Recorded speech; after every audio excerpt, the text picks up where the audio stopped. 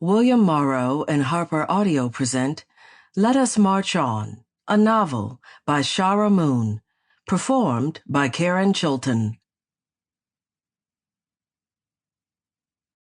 To Mrs. Elizabeth McDuffie, thank you for writing your story. You've earned your place in history. I'm honored to be sharing a part of it. Sing a song full of the faith that the dark past has taught us. Sing a song full of the hope that the present has brought us. Facing the rising sun of our new day begun, let us march on till victory is won. James Weldon Johnson.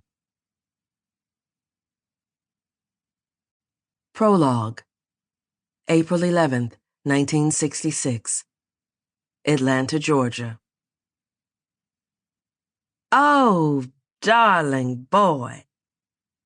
I wrapped my tired arms around the handsome Franklin Delano Roosevelt, Jr. and gave him a tight squeeze. He was careful as he gingerly wrapped his arms around me in a gentle embrace. At 85, I wasn't the stout and limber Lizzie I once was. It warms my heart to see you. I pulled back and studied him closely. Let me take a good look at you. I had on my Sunday best, even though it was a Monday, and he had on a sharp suit. It was still jarring to see how much he favored his late father. And it wasn't just in name and looks that he took after him. He clearly had picked up his political ambitions as well. You look as handsome as ever, Franklin, Jr. All that campaigning hasn't yet taken its toll, I see. He laughed. I have a good team of people behind me. They keep me together. No one would ever be as good as I was, I'm sure.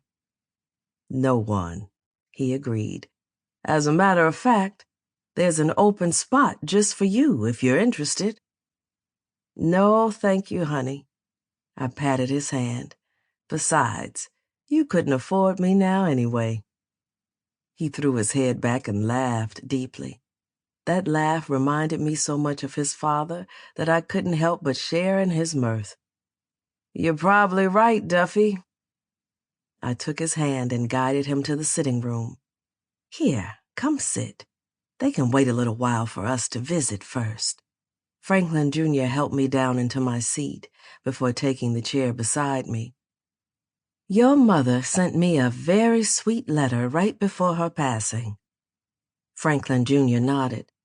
I know you two kept in touch a lot over the years. She would always mention you and how you were faring. She was such a lovely woman. Yes, she was. The sorrow in his voice was quite vivid. I could understand his pain. No matter how much older one gets, it was never easy losing one's mother. By the way, thank you for agreeing to all this, Duffy. I know how it might look, but my campaign manager thought it would make for a good story. I smiled at the face that so much resembled his father's.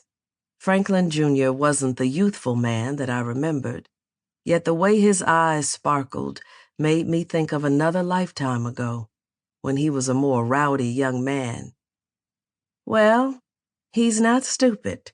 If a visit with me will help you secure more Negro votes at the polls, then I'd happily sit with you in a room full of newsmen.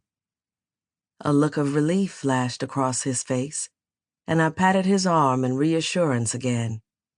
This meeting had been planned for months, yet it still filled me with joy to see one of my favorite Roosevelts again. I have always been a friend of the family, even after so many years had stretched between us. I knew their heart was in the right place when it came to the country and its citizens.